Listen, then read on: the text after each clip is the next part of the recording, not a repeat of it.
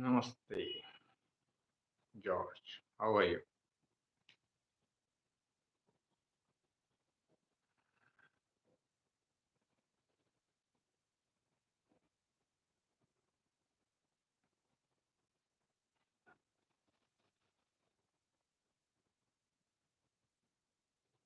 I'm fine, thank you.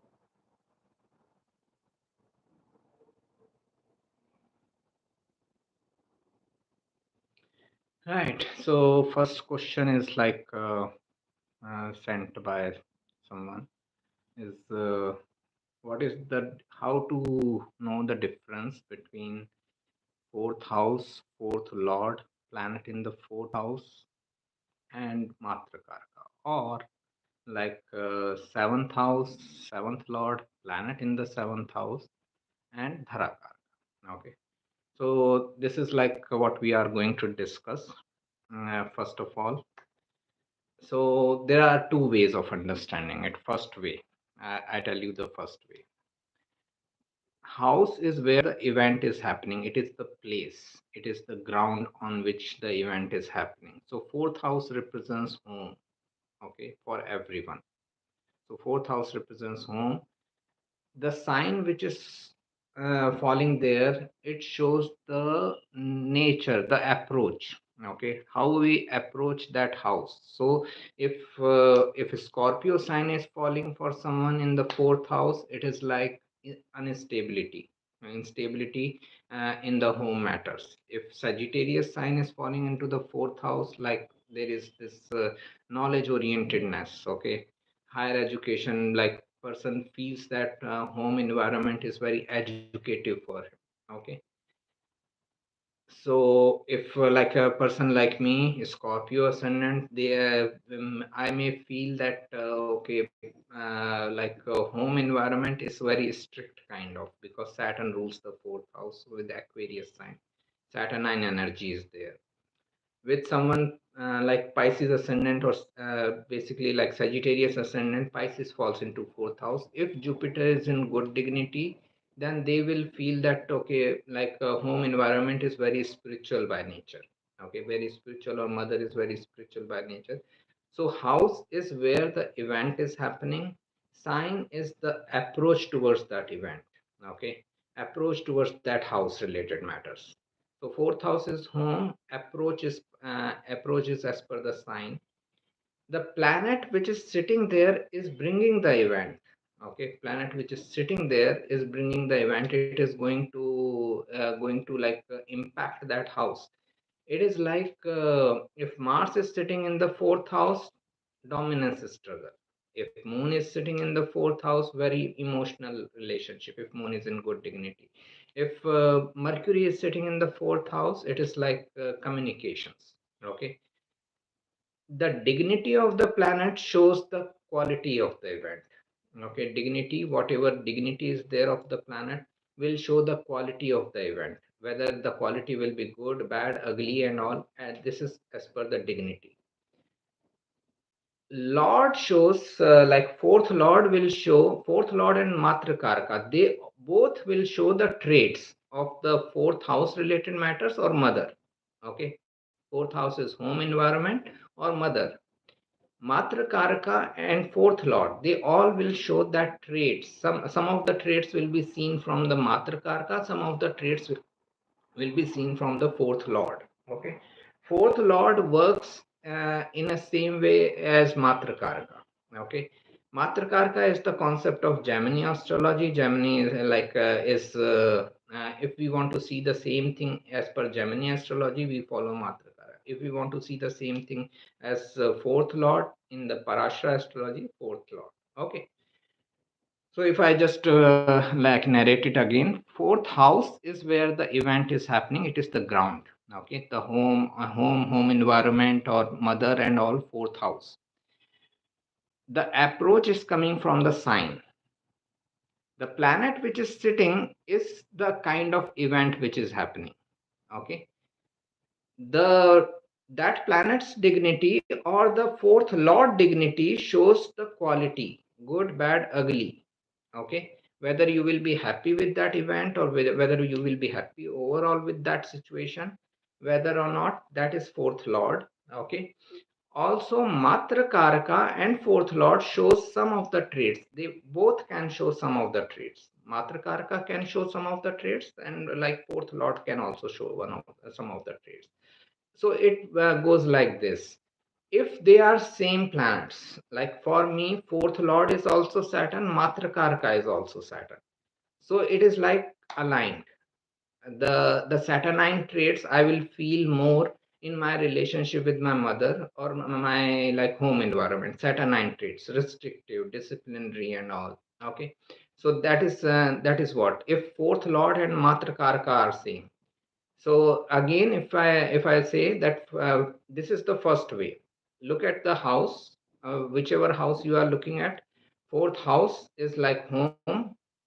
How you home or home environment or your relationship with mother, how you approach it is the sign. How you ideally like to deal with it. Sign is like your ideal, like ideal way of dealing with that and that area of life.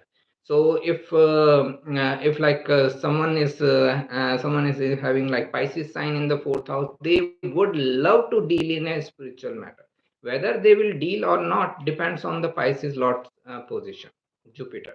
Okay, so the approach is seen from the sign involved. The planet which is falling into the house is shows the impact on that house. Like whatever type of planet, Saturn in the fourth house is like very like is restrictive relationship with mother. This moon in the fourth house, very receptive relationship with mother. Mars in the fourth house, dominance and control. This is what seen from the fourth house. And fourth lord and matrakarka, they both represent traits. Fourth lord represents some of the traits, and some of the traits is represented by matrakarka. Many a times they represent similar traits. Okay, so then that is it. And the like final reception, final like experience is depending on the dignity of the fourth lord or dignity of the planet in the fourth house. Let's take another example. Seventh house. Seventh house is like other people, masses, or most commonly relationship. So the approach is coming from like Gemini sign. Okay, if it is a Sagittarius ascendant, let's say, then Gemini sign is giving the approach. They like to approach seventh house in a Gemini manner. I may like being a Scorpio ascendant, I may like to approach seventh house related matters in like very Taurus or Venusian way. Okay, someone who is like this Capricorn ascendant, for them seventh house is Cancer. They may like to approach in a very emotional way. So this is the approach which is coming through the sign. Planet sitting in the seventh house shows the kind of activities which are happening in the seventh house. Mars against the dominance control struggle, Saturn is again the restrictions, the Ketu is against the separation, Rahu is again the obsession, Moon is again the receptivity. So planets sitting in the seventh house shows the kind of events which are happening. Seventh lord or dharakarka, they both will show some of the traits. Some of the traits will be seen from the seventh lord also. Some of the traits will be seen from the dharakarka also. Many a times they show the similar traits. Okay, they can be different planets in for people. Okay, seventh lord can be a different planet, like dharakarka can be different planet. So some of the traits can be seen from like seventh lord. Some of the traits can be seen from the like dharakarka. Now the other thing is that the final impact, final effect of seventh house results is the dignity of the planet which is sitting in the seventh house, and dignity of the planet which is seventh lord. Okay, dignity and all the conjunction aspects and all, if there is malefic impact, obviously then that is going to impact the person's relationship. So this is the way. House is where the event is happening, sign is the approach towards that event. The planet which is sitting there is like impacting the event. The final experience is the dignity of the planet which is sitting there and dignity of the lord. Dharakaraka dignity can also impact little bit, but I will keep it as the last thing. Like Dharakaraka or Matrakaraka in the case of fourth house, I will keep it as a last thing. But fourth lord dignity can be more important, or seventh lord in this case can be more important. Fourth lord in the matter of fourth house, seventh lord in the matter of seventh house. So their dignity is very important. Obviously, like conjunction aspects, they all play the role. Right. Let me take questions. So what happens when Matrakarka and fourth lord are very different? For example, Matrakarka being Saturn and fourth lord being Jupiter, uh, don't they show contradictory results? There has to be some combination between Saturn and Jupiter in the chart. There has to be some combination. And like either they are conjunct with each other, they are aspecting. Jupiter will be impacted by Saturn by any means.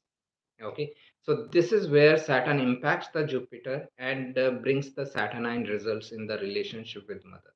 Okay, so when they are different planets, you see an impact on each other. There will be an impact on each other. Okay, most commonly, mostly you will find that impact. They are either aspecting each other, conjunct with each other, and all. That is very common to see. Okay, right. Let's take example. I'm good. How are you? I'm thank you. I'm fine. What may be the effect of Ketu transit over natal Saturn and Jupiter in the second house of Leo ascendant? Ketu transiting over like Saturn is just like having a Saturn Ketu conjunction in one house. Okay. So in this matter, it is second house. Second house is the family wealth assets. Ketu is transiting over Saturn is like person is uh, person is having big time issues with the matters of family wealth and assets. Person has to be very careful about his money matters. Person has to be very careful about his family matters. Okay, it is like you are having a Saturn Ketu conjunction in the second house. I don't think Jupiter can impact much here. Okay, what about the Scorpio ascendant in D9 with Mars in it? I don't go directly to the D9 chart. I like to go into the D1, then I go into other charts. Okay, what happens when Matrakarka and fourth lord are very different? For example, Matrakarka being Saturn and fourth lord being Jupiter. And don't they show contradictory results? Right. So as I said, like if we want to uh, take this discussion further, it is helpful when they all are like same planets. Fourth lord is also the like Matrakaraka. Like in my case, Saturn. Okay, Saturn is fourth lord. Saturn is Matrakaraka. Okay, we can understand what type of relationship it can bring. This like seventh lord and Dharakarka is also same, so it is also aligned. Okay, there. This is what I will get in my like personal relationship. Seventh lord and Dharakarka same planet. But when it comes to like different planets, seventh lord is a different planet. Saturn is a different. Like Dharakarka is a different planet. Suppose someone's seventh lord is Moon. Okay, and they are this Dharakaraka is Saturn. Now they are completely different energy, Moon and Saturn. What it shows, the person is approaching the house in a moon related matter, moon related way. Okay, but the Dharakarka, the traits of the partner can be like little bit Saturnine, and that you can see by the mutual impact of Saturn and Moon in the chart. Okay, uh, they will be like somewhere impacting each other in the chart, Moon and Saturn. Okay, So that is the kind of result we can expect. Just a second. Okay. I hope it clarifies. Let me know if there is any further question or need of further discussion on it. I have heard some astrologers say that fifth house is the house of future. What does it mean? They say that fifth house is the house of Purva Purna Bhava, means your past life experiences. Your first house is like your current life experiences. They say ninth house is your future life. Fifth house is past life. First house is current life. Ninth house is like your future life. I don't follow this logic because everyone has a ninth house in the chart. If we follow this logic, that then enlightenment, there's nothing like enlightenment, there's nothing like moksha, and there's nothing like liberation. Then the whole concept of enlightenment or moksha or nirvana goes into trash. Okay, so that is what happens with this ninth house, because everyone will have ninth house, so everyone has a next life, everyone has a future life. If everyone has a future life, then there is nothing like enlightenment or liberation or moksha or salvation or nirvana. Nothing is there. Okay, so that is why I don't follow this logic. I don't know from where it is coming. Relationship of jaundice and astrology. Jaundice, right, liver related. Okay, so it is like Jupiter. Jupiter has to be involved. Jupiter has to be involved into like someone's health issues related houses, planets, or someone's related health issues related houses, planets, or Ghatni Karka. Jupiter, if Jupiter is involved and Jupiter Dasha is going on, Jupiter's transits are happening from the sixth house and all, then jaundice related matters can come up. Okay, let me take another question. What is the difference between enlightenment, attaining moksha, dying with awareness? One of the question is, what is the difference between enlightened, attaining moksha, dying with awareness? There are areas like three different stages. Okay, a person may be having some experiences which he feels that it can be termed as like being enlightened. From that day onwards, he feels that okay, this is the experience I had. Many of like enlightened beings like use the word which is of continuous tense. Okay, like the person who gave me this mala, Baba Purnanand Bharti, he used the word as happening. Okay, he didn't use as an event. It is a process. Okay, likewise, J. Krishnamurti used the word process only. Okay, he called it as a process because it is continuous process. It is not like enlightenment and you are done with that day. That event remains with you. It is like an undercurrent, which remains throughout. After that day you are completely aware. Okay, the being aware is like once you got this awareness on that enlightenment day, you remain completely aware till you leave the body.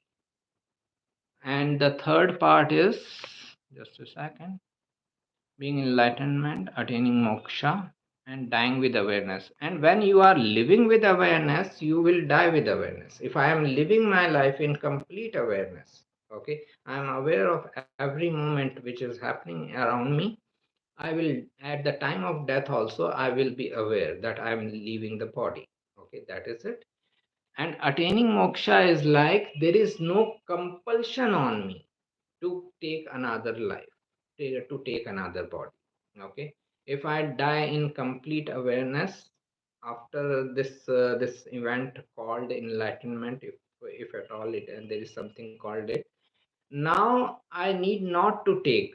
I need not to take. I'm saying, okay, there is because understand what happens in the, if we understand from a different perspective. If you are living in a moment, or if you are living in an awareness, you have no mind, you have no desire, you have no attachments towards anything. You can simply let go of everything. Okay, when you can let go of everything, there is no desire left, then there is no need of a next body, no need of a next birth, right? So because of that, because of like living in awareness, living in the moment, if a person dies, he will be dying in the moment only, in the awareness only. He will have no desire. When there is no desire, what is the need of body? No need, right? So this is why there is no need for them to take another life, but they can take. Understand? This is like complex little bit. They can still take out of their own free will. Okay, understand, like a normal definition of liberation is that, okay, if you are liberated, you are not coming back. Osho says that if it is liberation, if it is freedom, freedom also includes freedom of coming back. If I say that you can go out of this room and you can go anywhere in the world, but you cannot come back into this room, that is not complete freedom. Complete freedom also includes coming back into this room. So the enlightened one can also come back, but he comes back not because of any attachment or any desires. He comes back because of his compassion. We get attached to our desires, our attachments, and that's why we take another birth. They take another birth just because of their compassion towards the people, that many people still need guidance, many people still need some support. I should be there. Okay, so they come back due to their compassion towards us. Okay, so that is a possibility. Like Osho says in his book of Krishna, The Man and His Philosophy, that if you look at the life of Krishna, there is no event of enlightenment. In the life of Krishna, there is no event of enlightenment. Okay, there is no record that, okay, on this day Krishna became enlightened. Okay, what it means is that he is born enlightened.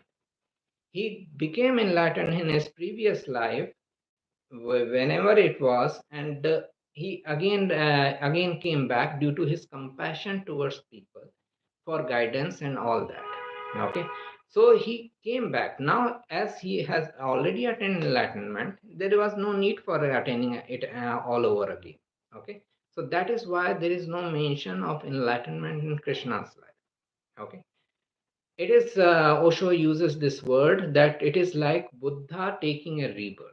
It is like Buddha being reborn and taking another birth, just because of his compassion of helping people, empathy or sympathy, whatever you want to say.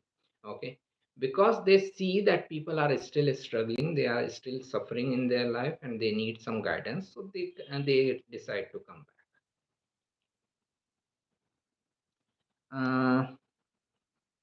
This is done. What is the difference between happiness of fourth house and happiness of fifth house? Fifth house is happiness, fourth house is peace of mind. Fifth house is a result of fourth house. So fifth house of happiness is result of the fourth house of peace of mind. If your mind is at peace, then only you can feel happy. If your mind is not at peace, you cannot feel happy. Any nakshatras there that favor move to foreign lands and earning wealth there. Nakshatras. Rahu's nakshatra, we can say. Uh, there are Shak and especially Swati. Okay, the middle one. Uh, Nakshatras move to foreign lands. For foreign lands, we like normally look at third house, ninth house, 12th house planets like Rahu, and Rahu's involvement with the second house, 11th house, money oriented houses, their house lords involvement with Rahu, or like ninth, 12th houses, shows the possibility of someone gaining from foreign lands.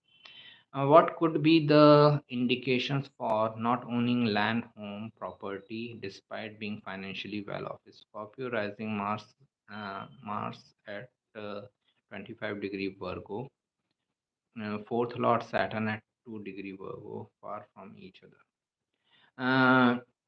Ketu in the fourth house, fourth lord damaged. Okay, fourth house or fourth lord damaged can show like person either is disinclined towards having a property.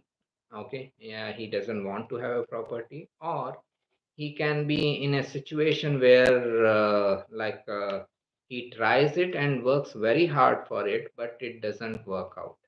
So in this type of situation, Saturn gets involved.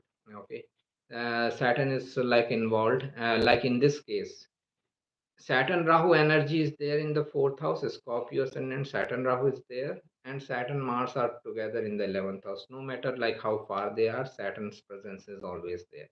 So Saturn Mars two malefics are together in the 11th house. So gain, 11th house is gain, fourth house is house property. Gain of house property is a matter of like hard work and perseverance for this person. Okay, maybe like in their mid 30s or 40s. After that they can have a property, but it will be like a very stressful kind of scenario. They have to persevere a lot for that.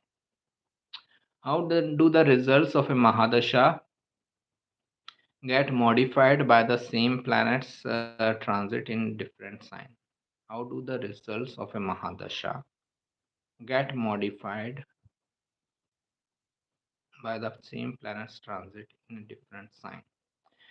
Your birth chart placement is your basic ability to deal with that planet. Okay. So if my birth chart planet is strong, it shows my basic ability to deal with that planet. Now I go through the dasha of that planet. And then the planet is all going into different transits during the year.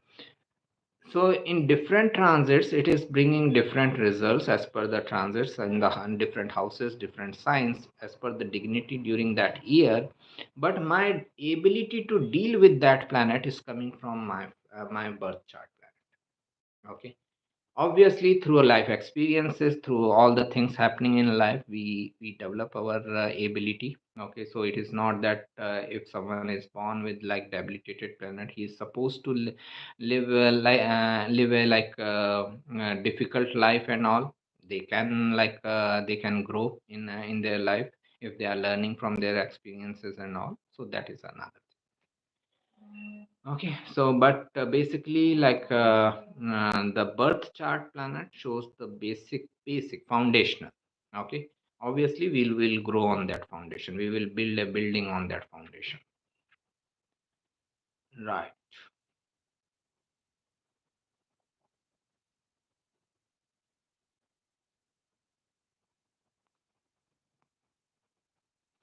So if I come back to that question, what is the difference between being enlightened, attaining moksha, dying with awareness? Three different stages of one life.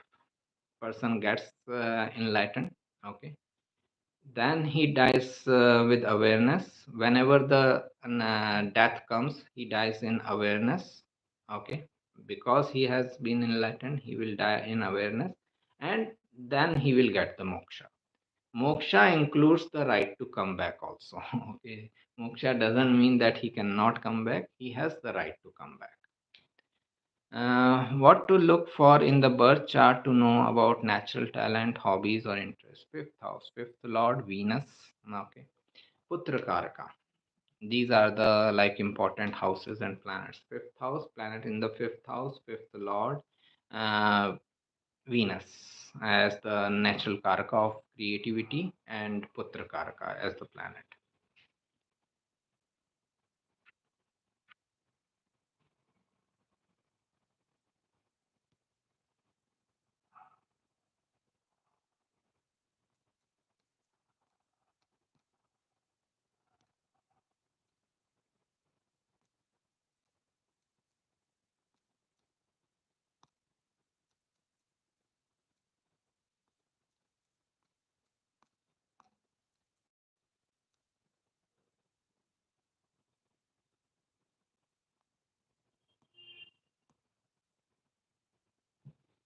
Once you are enlightened, how do you move towards attaining the next stage? Are there some definite stages? There is no next stage. I am saying that because the person is still in the body, okay, he is still living that life.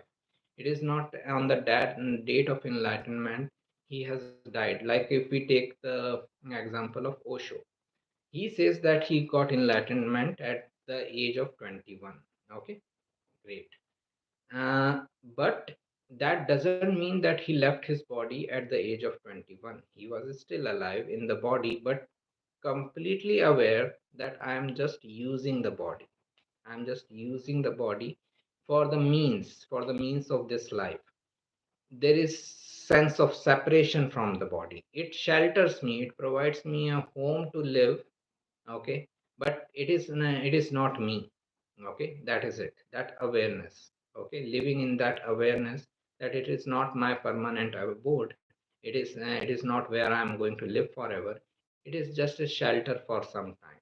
Okay, so there is a respect towards the body also because it is shelter, giving the shelter. Okay, now after being enlightened, he lived for about like 35, 36 years more. So in that, he lived in that awareness state for 35, 36 years or age. He lived in that awareness stage, and you move towards attaining the next. Then when he died, he again died in complete awareness. Okay, like, and that you can see from his like video also, like I leave you my dream, the dead body which is there of Osho. You can see like complete stark difference from normal person's dead body and Osho's dead body. Then he gets the moksha, which where whenever he wants he can come back as per his compassion. That's it. Is it possible to dwindle back, or you can only move upwards? That is what I was saying. That you mean to say dwindle back from the current life after getting enlightenment, going in unenlightened state? That cannot happen. After becoming aware, I cannot become unaware. Okay, of anything. So within this life, same life, if I attain enlightenment, I cannot be unenlightened all the way. But if I die, if I attain moksha, I can come back. It is my wish. It is my, as I said, it is because of the compassion. Because I feel that there are many people. Okay, the many people who still need guidance and all. For that compassion, I can come back. Okay, so this is what happens from that state. I can come back from the like spirit state to the body state, but this cannot happen that from enlightened state should like Neem Karoli Baba became enlightened and one day again he became an unenlightened. That cannot happen.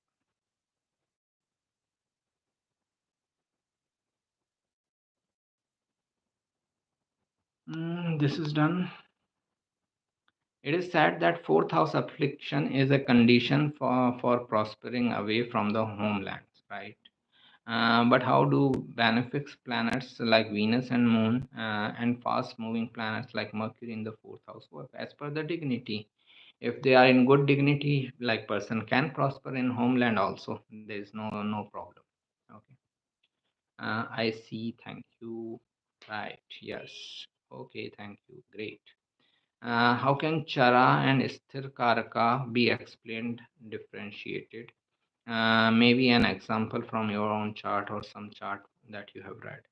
Sthir Karaka are same for everyone. Like Sun is Karaka for career for everyone. For me, for you, for Bill Gates, for Joe Biden. Everyone has Sun as Sthir Karaka of career. Sthir means static, which is for everyone. Okay, for every individual in this world, sthir karakas are same. Sun is Atma Karka for everyone. Uh, Sthir Atma Karka for everyone. Mercury is Sthir Amatta Karka for everyone. Mars is Sthir Bhatra Karka for everyone. These are like Karakas. Then this chara karakas, chara atma karaka. Chara means transitory, someone who is like some moving. Now it can be different for different people as per their chart. Planet with the highest degree becomes Chara Atmakaraka. Planet with the second highest degree becomes Chara Amattakaraka. Planet with the third highest degree becomes Chara Bhatrakaraka.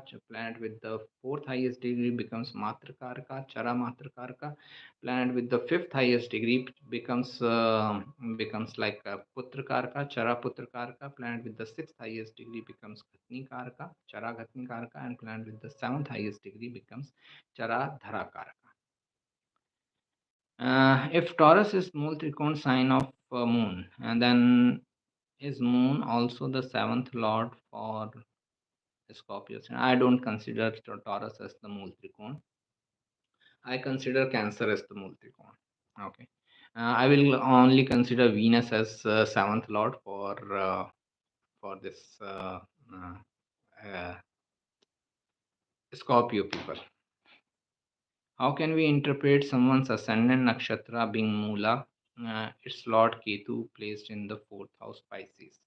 Now, both the houses are ruled by Jupiter. Okay, the first house is also ruled by Jupiter, fourth lord is also Jupiter. Now, Jupiter's placement is very important, especially with Rahu and Ketu. Always look at their lord's position. Okay, if you want to understand the strength of Rahu and Ketu, look at the lord's position. Okay, so in this case Ketu is in the fourth house, which shows some sort of disagreements in the belief system. Jupiter is involved. Jupiter is belief system and Ketu is like separation. So person may feel separated from mother, that like I believe in this thing, she believes in this thing and all. Okay, and that can happen. But look at the Jupiter's position here. If Jupiter is in good dignity, it is in like friendly sign, exaltation sign and all, then things may not be that bad. Then things will improve as they grow in life. They will understand their point of view, their mother point of view, and vice versa from other side. Okay, so things will improve. But if Jupiter is in bad dignity, okay, the sign based dignity is bad, or Jupiter is hammed between like malefics and all, papkartri yoga, and losing the dignity also, then things can be like difficult, for this relationship. Okay, so it largely shows this thing that person can have like initial disagreements, but as they grow in life, they realize that okay, this is the way I work and this is the way my mother work in the belief system matters.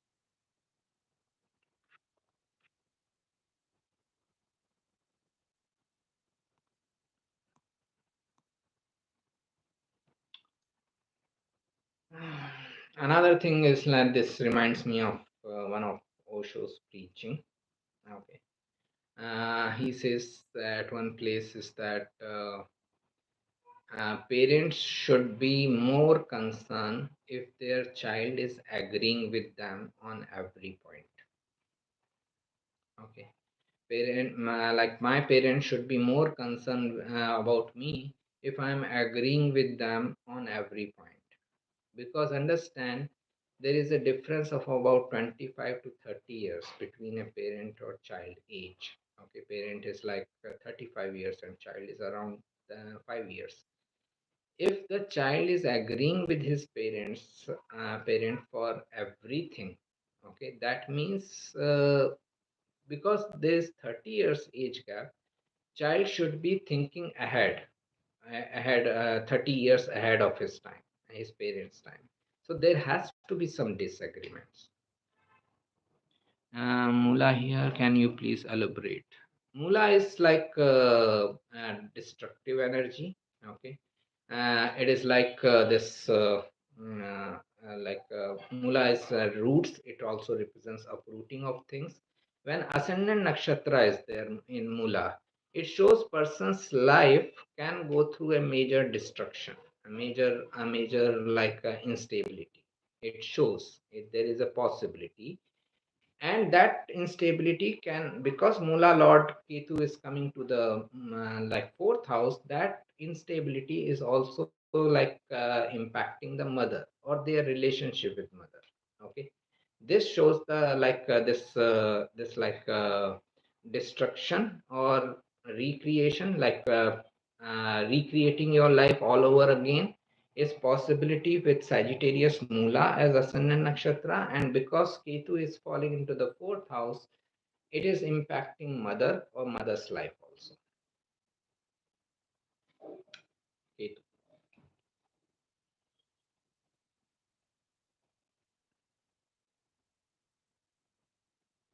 Mm, mm, mm.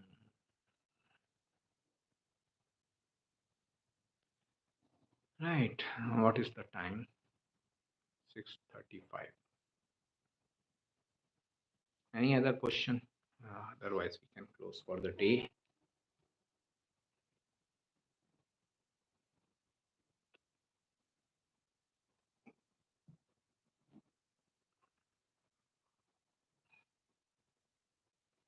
How are the avasthas of the planet, such as Lajitavadi or Diptavadi avastha, uh, etc., different from sign-based dignity? They are the same. Okay, sign-based dignity is included in the avasthas also. They are like very detailed concepts. I cannot explain it in this session. Just go on website, then you will find one article. I think I have written one detailed article on Lajjita Devastha.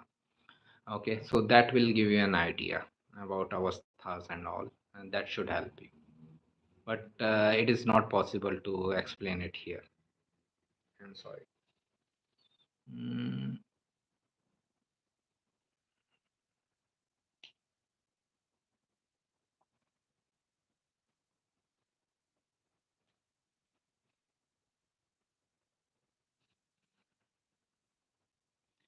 hello. From which house can we predict second marriage? Thank you. Please read the title of the video.